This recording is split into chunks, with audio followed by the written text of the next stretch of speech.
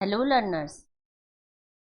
आज के इस वीडियो में मैं आपको गॉस डाइवर्जेंस थ्योरम बताने जा रही हूँ और इस पर बेस्ड एक क्वेश्चन लूँगी।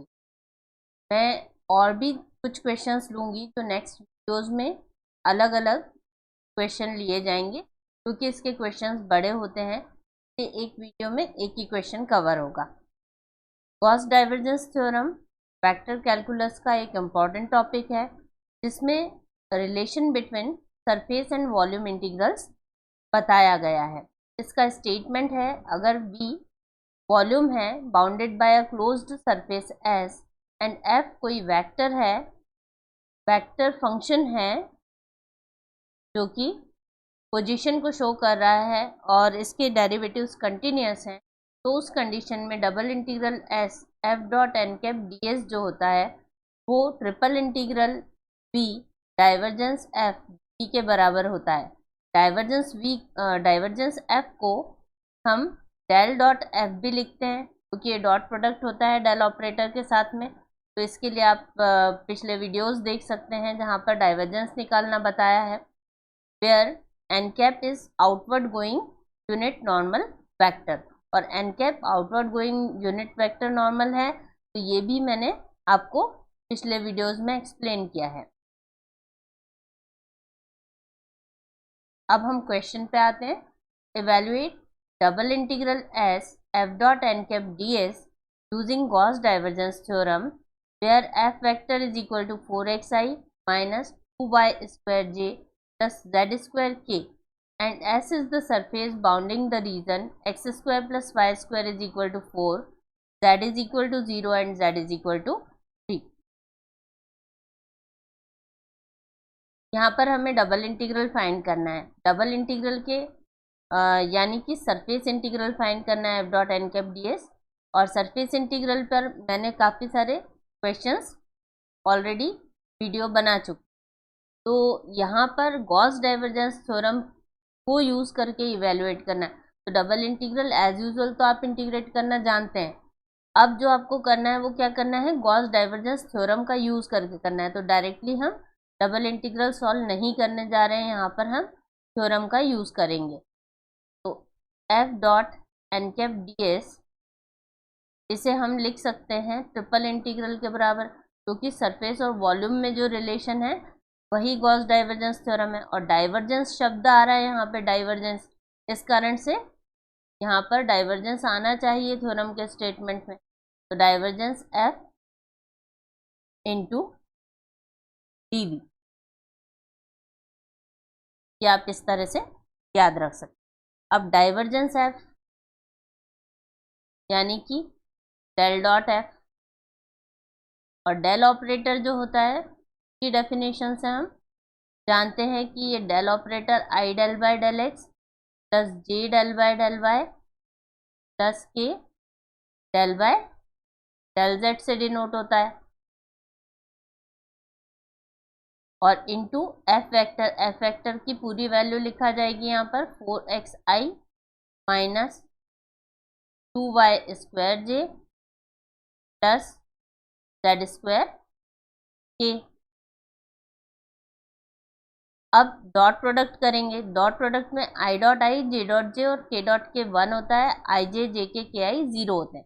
इस कारण से ये जो टर्म है ये इसमें मल्टीप्लाई हो जाएगी और आई डॉट आई 1 हो जाएगा, तो del by del x of 4x। इसी तरह से जे डॉट जे वाली टर्म हमें देगी del by del y of minus 2y square. इसी तरह से के डॉट के वाली del by del z of z square देगी। अब हमारे पास पार्शियल डेरिवेटिव्स हैं with respect to x y and z, तो इसे सिंप्लीफाई कर देंगे। 4 आ जाएगा, यहाँ से माइनस y के रेस्पेक्ट में करेंगे तो 4y आ जाएगा, और यहाँ से 2z आ जाएगा। तो 4 माइनस 4y प्लस 2z, ये एक्सप्रेशन आ गया फॉर डाइवर्जेंस एफ। हमें डाइवर्जेंस थ्योरम यूज़ करना है, सरफेस इंटीग्रल डायरेक्टली फाइंड नहीं करना है। तो इसका मतलब हमें राइट हैंड साइड को इवेल्युएट करना है। उसमें से हमने डाइवर्जेंस एफ की वैल्यू निकाल ली है, तो इसे अब लिख लेंगे triple integral v divergence f dv, ये RHS है।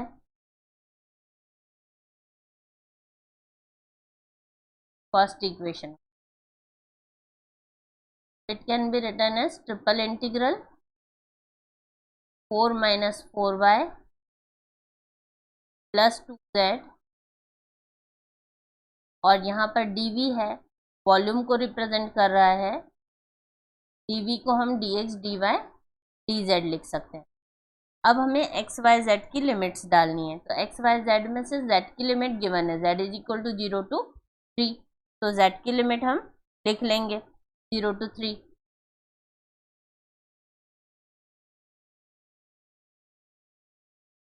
देन ये एक्सप्रेशन दिया है x square plus y square is equal to 4, तो इससे ये बची हुई दो लिमिट्स लिखी जाएंगी। एक इसका रिप्रेजेंटेशन फिगर का यहाँ पर कर लेते हैं। ये एक्स वाई जेड प्लेन है और जो गिवन है वो एक सर्कल विथ हाइट है। सर्कल अगर हमने ड्रॉ किया एक्स वाई प्लेन में, ये है x square plus y square is equal to 4, यानी रेडियस 2 होगी। 2 स्क्वायर मतलब कि रेडियस 2 का सर्कल है ये, और ये जो पॉइंट है ये 2,0 हो जाएगा। और यहाँ पर नेगेटिव एक्सेस चलेंगी, माइनस एक्स है, यहाँ पर माइनस वाई है, माइनस जेड है, और यहाँ पर ये माइनस एक्स है, ये माइनस का वाई है, इस तरह से रहेगा। अब इसमें जेड इज इक्वल टू 3 के लिए एक सर्कल ड्रॉ कर लेंगे जो कि सिलेंडर को शो करेगा।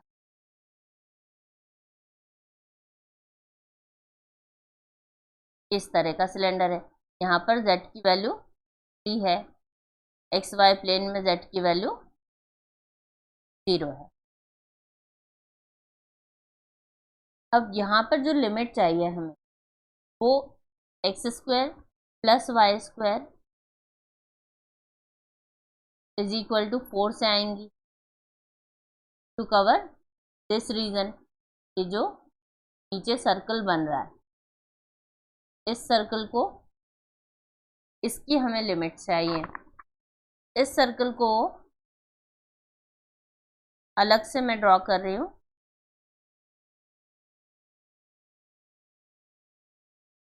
एक्स वाई प्लेन में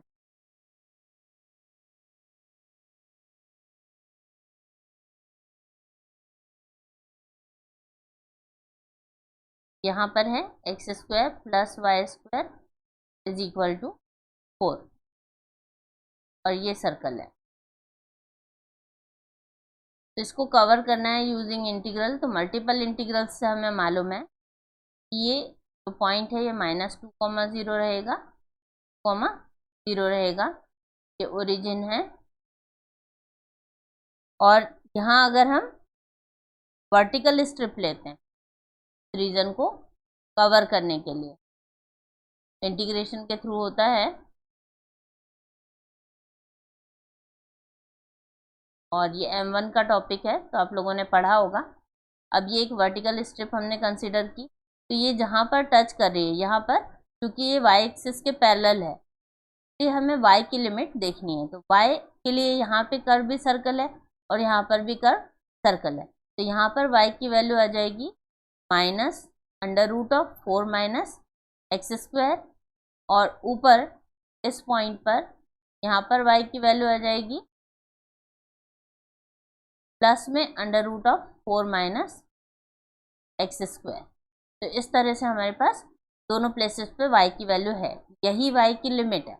और अब ये स्ट्रिप मूव करेगी लेफ्ट से राइट, जब लेफ्ट में रहेगी तो मैक्सिमम वैल्यू -1 है x के लिए। लेफ्ट में जब हम देखेंगे तो x की लिमिट्स देखेंगे, और मैक्सिमम -2 है, और यहाँ पर जाएं राइट साइड तो प्लस का 2 है, तो x की जो लिमिट्स रहेंगी इस रीजन को कवर करने के लिए, सर्कल को कवर करने के लिए -2 से 2 रहेगा, और y की लिमिट माइनस में √4 माइनस एक्स स्क्वायर से स्टार्ट होके √4 माइनस एक्स स्क्वायर प्लस तक वैल्यू रहेगी। इस तरह से हम इसको लिख लेंगे। अब इसे सॉल्व करना है। सॉल्व करने में -2 टू ये लिख लिया है, यहाँ पर भी negative to positive same quantity में लिमिट लिख ली है और इसे सॉल्व कर लेंगे। तो यहाँ से आ जाएगा 4z minus 4yz plus z square by 2 cancel हो गया और लिमिट आ गई 0 to 3 dx dy। जब हम इसमें वैल्यूज पुट कर लेंगे, x की वैल्यू एज इट इज रहेगी, y की वैल्यू एज इट इज रहेगी, और इसमें 4 इंटू 3 12 हो जाएगा, माइनस 4 इंटू 3 12 y हो जाएगा। z की जगह पे 3 रखते जा रहे हैं और यहाँ पर z का स्क्वायर यानी कि 9 हो जाएगा। लोअर लिमिट पर यहाँ तीनों जगह z है इसलिए 0 हो जाएगा और फाइनली हमें मिल जाएगा dx और dy। पर इसका ऑर्डर हम dy dx लेंगे, y की वेरिएबल लिमिट है, इसे सिंप्लीफाई करके लिख लेंगे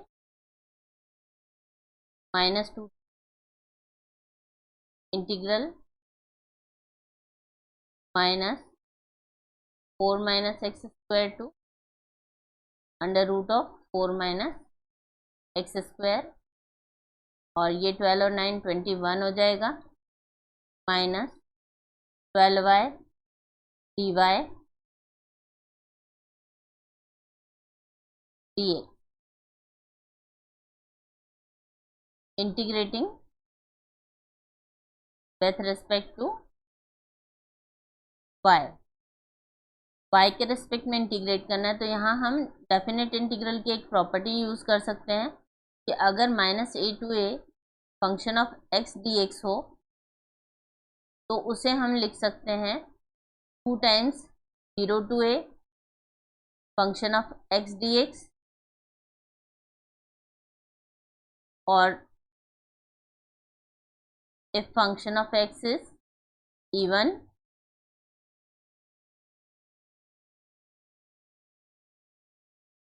and is equal to 0 if function of x is odd। अब ऑड और इवन क्या होते हैं? फंक्शन में अगर हमने x की जगह -x किया और फंक्शन x का ही फंक्शन रहा, जैसे x स्क्वायर है, x स्क्वायर में -x रख के उसका स्क्वायर करेंगे तो भी वो x ही रहे, x स्क्वायर ही रहेगा पॉजिटिव। तो इस तरह के फंक्शन इवन होते। और अगर फंक्शन ऑफ -x किया और उसमें minus into function of x आ जाए, इस तरह के फंक्शंस ऑड फंक्शंस होते। तो ये कॉन्सेप्ट हम यूज़ करेंगे और यहाँ पर चेक करेंगे। यहाँ y लिखा हुआ है और y एक ऑड फंक्शन है, यहाँ फंक्शन ऑफ y है, x का फंक्शन नहीं होते, y का फंक्शन है। तो अब फंक्शन में y की जगह अगर -y करोगे तो यहाँ पर माइनस का y मिल जाएगा, इसलिए फंक्शन ऑड है। अगर ऑड फंक्शन है तो हमें रिजल्ट 0 मिल जाएगा। और जो 21 है, 21 कांस्टेंट है, और कांस्टेंट में फंक्शन में x या -y कुछ भी हमें अगर उसमें चेंज करना है तो उससे कांस्टेंट पर कोई इफेक्ट नहीं पड़ता। तो कांस्टेंट कैसा फंक्शन होता है? Constant is even function. तो इसलिए हमारे पास ये फंक्शन बचेगा और जो लिमिट है वो 2 टाइम्स हो जाएगी। तो 2 टाइम्स -2 to 2, और यहाँ पर लिमिट 0 to हो जाएगी क्योंकि यहाँ 2 टाइम्स 0 to a होता है। तो 2 times 0 to √4 minus x square आ जाएगा, इंटू 21 बचेगा केवल, और dy dx due to this property. Odd वाला फंक्शन, ये फंक्शन ऑड था और ये 0 हो गया, और ये इवन है, इसकी वैल्यू हमें मिलेगी। अब 2 टाइम्स -2 to 2 इंटू, अब यहाँ 21 तो कांस्टेंट ही है, 21 एज इट इज लिखा रहेगा, और y का इंटीग्रेशन, तब कांस्टेंट का इंटीग्रेशन y आ जाएगा 0 to 4 माइनस एक्स स्क्वायर का अंडर रूट और बचा dx। अब इसे सिंप्लीफाई कर लेंगे तो 21 बाहर ले जाएंगे, यहाँ पर आ जाएगा 42 -2 to 2, और इससे अंडर रूट में 4 माइनस एक्स स्क्वायर मिल जाएगा, लोअर लिमिट 0 dx। ये पूरा फंक्शन है, और फंक्शन में हम फिर से चेक कर सकते हैं -a to a, same property. अब यहाँ पर फंक्शन इवन फंक्शन है, तो अगर ये इवन फंक्शन है तो इसको भी 2 टाइम्स किया जा सकता है, ये हो जाएगा 84 integral 0 to 2 the root of 4 minus x square dx। इसके बाद एक फॉर्मूला होता है integral of the root of a square minus x square dx।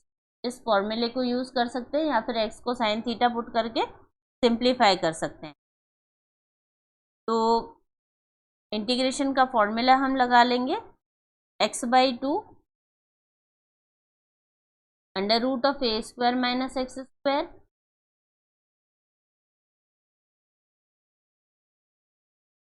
Plus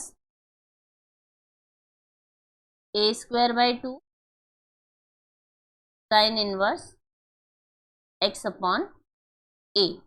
यहाँ पर हमारे पास a की जगह पर 2 है, क्योंकि ये 4 को हम 2 का स्क्वायर लिख सकते हैं, तो यहाँ से 84, और इंटीग्रल में ये क्वांटिटी इससे कंपेयर होके रिजल्ट देगी, तो यहाँ आ जाएगा x/2 under root of 4 minus x square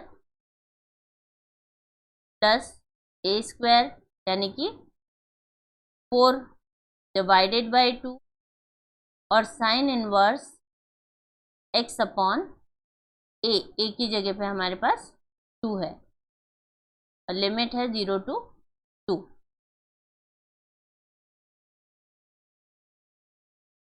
अब इससे जो बचेगा उसे देखते हैं। जब 2 डालेंगे तो ये 4 माइनस 4 0 हो जाएगा, यहाँ पर 2 डालेंगे तो साइन इनवर्स 1 आएगा, तो ये कैंसिलेशन होके 2 आ गया, और साइन इनवर्स में 1 कब आएगा वो देख लें। माइनस एक्स को 0 डाला, यहाँ 0 हो गया, और साइन इनवर्स में 0, साइन 0 0 रहता है, तो इस कारण से ये दोनों टर्म लोअर लिमिट के हट जाएंगे। तो अब 84 इंटू 2 इंटू 5/2, ये कैंसिलेशन हो जाएगा, और जो बचेगा वो होगा 84 पाई। तो जो हमारा आंसर है वो 84 पाई आ जाएगा आफ्टर सिंप्लीफिकेशन। यहाँ पर जो हमने सॉल्व किया है वो क्वेश्चन कंप्लीट सिलेंडर का है, और पूरा सिलेंडर इसमें कवर हो रहा है। इस तरह से ये क्वेश्चन सॉल्व हो गया। अगले वीडियोस में मैं इसके गॉस डाइवर्जेंस थ्योरम के और क्वेश्चंस लेके आऊँगी। Thanks for watching.